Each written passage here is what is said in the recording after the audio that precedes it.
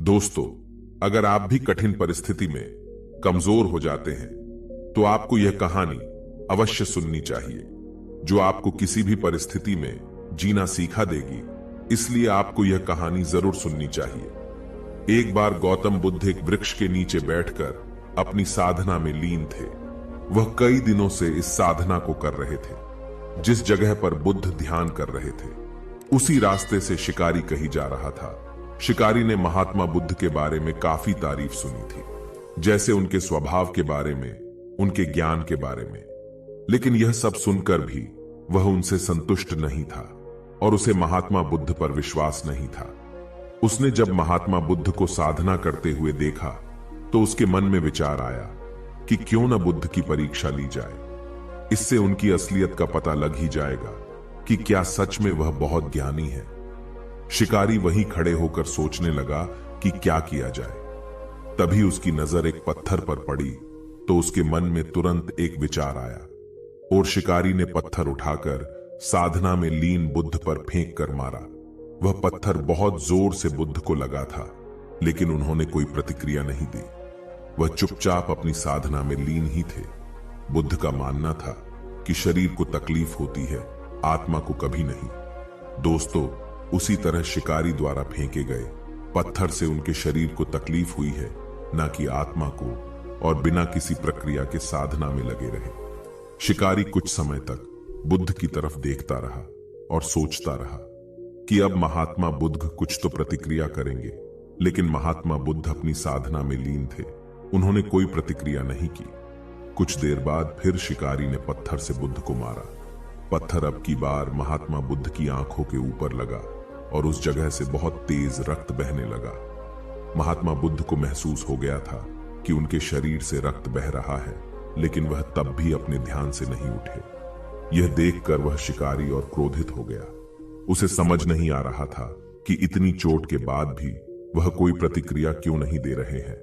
तब उसने और गुस्से में उन्हें एक और पत्थर फेंक कर मारा। अब की बार बुद्ध के शरीर से बहुत ही ज्यादा रक्त बहने लगा था। उन्हें इतनी पीड़ा हो रही थी कि उनकी आंखों से आंसू बह गए थे, लेकिन तब भी उन्होंने साधना नहीं छोड़ी। यह देखकर शिकारी से रहा नहीं गया और वह गौतम बुद्ध के पास गया और बोला, है महात्मा, मुझे आपसे कुछ पूछना है। बुद्ध ने इस बार अपनी आंखें खोली। बुद्ध की आंखों की चमक से ही वह व्यक्ति हैरान था। बुद्ध ने कहा, पूछो, क्या पूछना चाहते हो? शिकारी ने कहा, जब मैंने आपको पत्थर मारा तो आपने प्रतिक्रिया क्यों नहीं दी, जबकि आपको चोट लगी है और आपको पीड़ा भी हो रही है, लेकिन तब भी आपने कुछ नहीं कहा। तब महात्मा बुद्ध ने बड़े ही सरलता के साथ कहा, क्योंकि इससे मेरे शरीर को कष्ट हुआ है, मेरे मस्तिष्क को नहीं। यह सुनकर शिकारी अचंभित रह गया। उसने फिर महात्मा बुद्ध से पूछा, तो फिर आपकी आंखों से आंसू क्यों बह रहे हैं? तब इस पर महात्मा बुद्ध ने कहा, तुम्हारे द्वारा किए गए अनुचित कार्य के परिणाम के बारे में मेरा विचार कर रो रही है। तुमने इतना बड़ा पाप किया है, तुम्हें कैसी सजा मिलेगी? मेरे मस्तिष्क में यही विचार आ रहा है।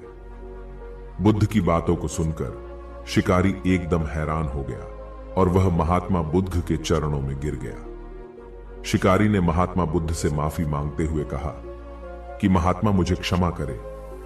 मुझे आप पर विश्वास नहीं था। मुझे लगता था कि आपकी हर चीज झूठी है, लोग बेकार में ही तारीफ करते हैं। लेकिन मुझे आज यह यकीन हो गया कि आपका ज्ञान सत्य है। मुझे क्षमा करें और मुझे अपने पास शरण दे। गौतम बुद्ध बहुत ही दयालु थे।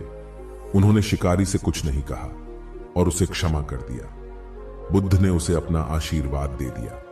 वह शिकारी महात्मा बुद्ध का आशीर्वाद पाकर एक महान व्यक्ति और साधक के रूप में अपना जीवन व्यतीत करने लगा। मॉरल ऑफ द स्टोरी, दोस्तों, इस कहानी से हमने यह सीखा कि हमें भी अपने शरीर और आत्मा दोनों को मजबूत करना होगा। चाहे कितनी भी पीड़ा हो, हमें उसे बर्दाश्त करना है। यदि आप उस पीड़ा के आगे हार जाओगे तो कमजोर पड़ जाओगे। इसलिए खुद को मजबूत करो। यदि आपने स्वयं को मजबूत कर लिया तो कोई भी आपको किसी भी परिस्थिति में नहीं तोड़ सकता।